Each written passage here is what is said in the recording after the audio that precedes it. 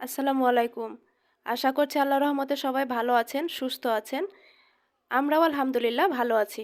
আজকে প্রায় অনেক দিন পরেই আপনাদের সামনে একটা নতুন ভিডিও নিয়ে হাজির হয়েছি। আশা করছি ভিডিওটি আপনাদের ভালো লাগবে। আমি রোজার সময় প্রায় ১৫-১৬টা রোজা পরেই বাবার বাড়িতে চলে গেছিলাম। তো ওখানে গিয়ে আমার মেয়ের শরীরটা জ্বর ঠান্ডা হয়ে এতটাই খারাপ হয়ে গিয়েছিল, যার জন্য আর ভিডিও মেক করা হয়নি আর আপনাদের সাথে শেয়ার করা হয়নি। তবে শরীর খারাপের মধ্যে দিয়েই অল্প কিছু করে ভিডিও করে রেখেছিলাম, তো সেগুলো আজকে আপনাদের সাথে শেয়ার করব। এটা ছিল আমার বাবার বাড়ি যাবার পরের দিনের ভিডিও।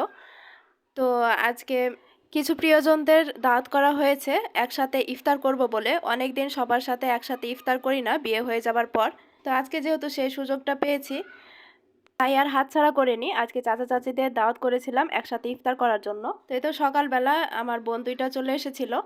আর এখন আমি আর আম্মা একটু বাজারের দিকে গিয়েছিলাম। আজকে অল্প কিছু জিনিসপত্র কিনবো আর মাছ কিনতে গিয়েছিলাম। তো আজকে মূলত আমি মানহাবুরির জন্য পাঙ্গাস মাছটা কিনতে গিয়েছিলাম, কিন্তু আজকে বাজারে কোনো পাঙ্গাস মাছ ছিল না। এজন্য যে মাছগুলোতে একটু কম কাটা হবে সেই মাছগুলো কেনার চেষ্টা করছিলাম। আর পাঙ্গাস মাছ পাইনি, তবে পাবদা মাছটা পেয়েছিলাম, ওটা কিনে নিয়েছি। আর এইদিকে একটা স্যালনে একটা বাচ্চা চুল কাটছিল, তো আমার মেয়ে সেটা বারবার দেখছিল। ও যেহেতু দোকানে গিয়ে চুল কাটে না, খুব ভয় পায় মেশিনে।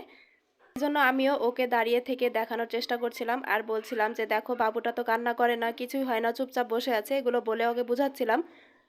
যদিও এটা অনেক আগের ভিডিও, আর এখন আমার মেয়ের চুল নাই মাথার মধ্যে, মানে একদমই ওকে ন্যাড়া করে দিয়েছি। যাই হোক, এই যে বাসায় আসার পরে আম্মা মাছগুলো কেটে ধুয়ে নিয়েছে, এবার ফ্রিজে উঠিয়ে রাখবে সবগুলো। আর এখন হলো বিকালবেলা একটু আমরা বোনেরা মিলে বাইরে হাঁটতে গিয়েছিলাম। আসলে বোনেরা মিলে যদি একসাথে হওয়া যায় তাহলে কতই না গল্প করা যায়, তাই না? যার একটা বোন নাই সেই বুঝে বোন না থাকার কি কষ্ট। তো এই যে আমাদের পাকা বুড়িটাকে দেখেন, সে অনেক বেশি দুষ্টু হয়ে গিয়েছে এখন। আসলে আমার বোনেরা প্রায় অনেক দিন থেকে বাবার বাড়িতে আছে, তো বাচ্চারা যদি একসাথে অনেক মানুষজনের সাথে থাকে তাহলে কিন্তু অনেক কিছু শিখতে পারে। তো ও এখন আসলে অনেক কিছু শিখে গিয়েছে আর ইশারা করে প্রায় অনেক কিছু বোঝাতে পারে। আর এই যে এদিকে আমার বোনদের ছবি তুলে দিব বলে একটু ভিডিও করে রেখেছি, যেটা ওরা জানে না। এখন ভিডিওটা দেখলে হয়তো বুঝতে পারবে। তারপরে অনেকগুলো ছবি তুলে রেখেছি ওদের। আর এই যে আমার মেজো বোন বাজার থেকে আসছিল আর আমার মেয়ে ওর খালামণিকে দেখে দৌড় দিয়ে চলে আসছিল।